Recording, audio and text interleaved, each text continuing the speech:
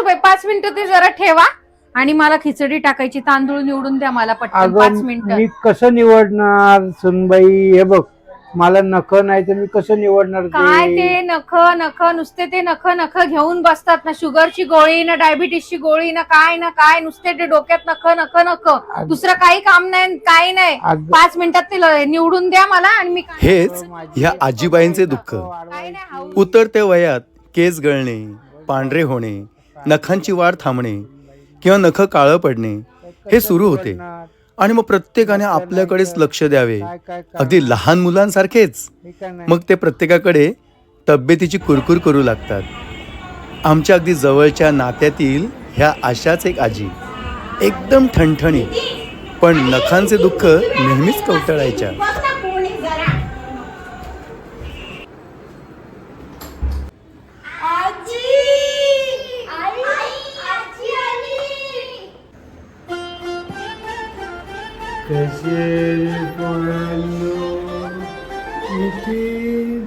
किती मोठा झाला रे निलिमा. अरे बापरे, किती मोठे झाले तुम्ही दोघं जण. शाळेत जातात आणि दोघं मस्ती करतात. त्यांना आमच्या घरी येऊन राहायला खूप खूप आवडायचं, कारण मी आणि माझी बहीण लहान होतो. त्यांच्याकडून गोष्टी ऐकायला आम्हाला पण खूप आवडायचं.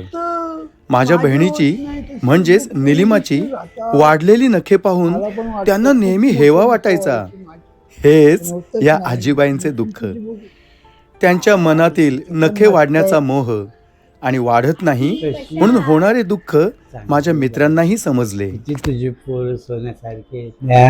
मी मला इथं आलो ना की असं वाटतं मी माझ्या माहेरीच आलो.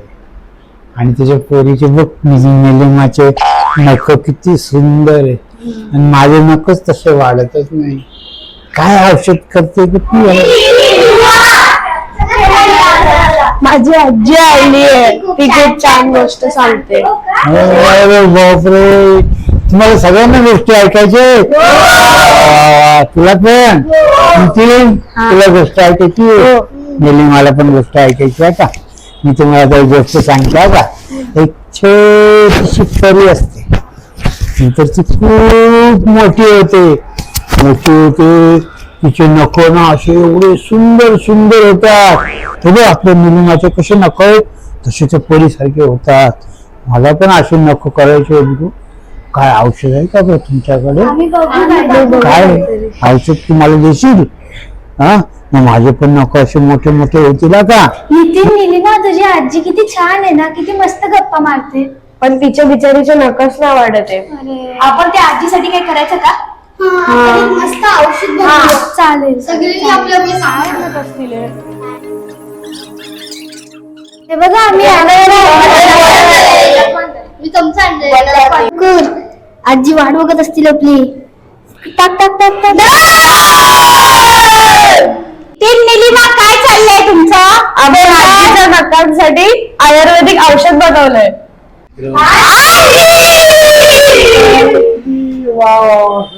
कुठे गेले तुम्ही सगळेजण?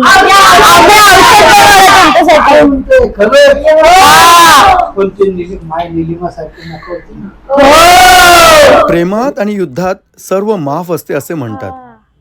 मग आम्ही सगळ्यांनी आजीला तिच्या चेहऱ्यावरील आनंद पुन्हा आणायचे ठरवून कोरफड, हळद मिसळून एक औषध तयार केले, ज्यामुळे तिला हानी नाही होणार, पण मनाचे समाधान नक्कीच मिळेल.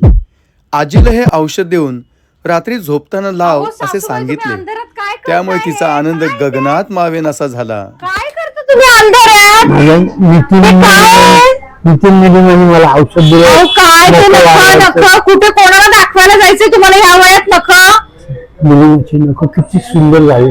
मग काय करता? ती तरुण पोरगी आहे. काय आश्चर्य! औषधामुळे त्यांची चिडचिड थांबली, दुःख संपले. करायचं मोठी तिने औषध. अगं सुनबाई, हे सुनबाई, काय हो, किती वेळा काम करता? आवाज देता माझं लिहून झालंय हा. आता मला ते काहीतरी दुसरं काम असेल तर कसं सांग, काय आज तांदूळ कसं काय सूर्य निवडायचे. पश्चिमेला उगवलंय काम अगं माझ्या नितीन निलिमांनी मला औषधं बरं. दिले ना. आजींना माझे नखं शेवटच्या वाढायला काळात लागले. आनंदी नशीब ठेवणे एकदाची नखं हा वाढली, आमचा नुसती शुद्ध नखं, हेतू नखं, होता नखं. जो मला सफल काहीतरी झाला. काम द्या. माझी तर नितीन मित्रांनो, निलिमा खूप चांगली कोणत्याही आहे. कार्यासाठी नितीन आपला पावला हेतू तुम्हाला, स्वच्छ तुम्ही व मला पवित्र पावले. असला पाहिजे. म्हणून मी खुश खरं आहे की मला खोटं आहे? बरं झालं काम छान दे काहीतरी, मी इथे देते बसून थांबा जेवून हा झालंय. देते हो. देते